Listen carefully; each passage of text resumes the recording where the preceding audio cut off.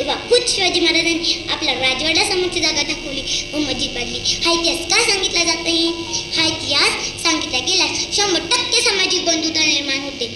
अतिरेक्यांना जातही नसते, धर्मही नसतो, बंदुकीतल्या कोणत्याही गुढीला रंगही नसतो, परंतु त्या गुढीतून निघालेले रक्त माणूस मेल्यानंतर त्यालाच असते. ही साधी गोष्ट समाजाला कळली पाहिजे. नंतर मेसेज येतात, हर मुसलमान अतिरेकी नहीं होता, लेकिन पकडा गया हर मुसलमान अतिरेकी क्यों होता है. जो मुसलमान अतिरेकी असेल त्याला भर चौकात ठेसून मारा. व या देशात प्रेम करणारा सर्वसामान्य मुसलमान याचा या अतिरेक्याशी काय संबंध?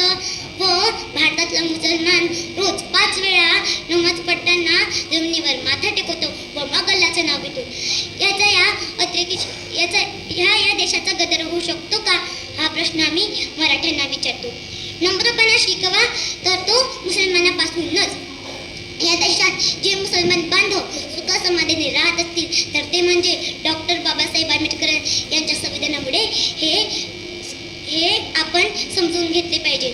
शेवटी एकच म्हणू इच्छिते, अरे लाख असतील, अरे हजार असतील धर्म, लाख असतील जाती, अरे हजार असतील धर्म, लाख असतील जाती, या सर्वांना एकत्र आणणारा माझा राजा शिवछत्रपती माझा राजा. एवढे बोलून मी माझे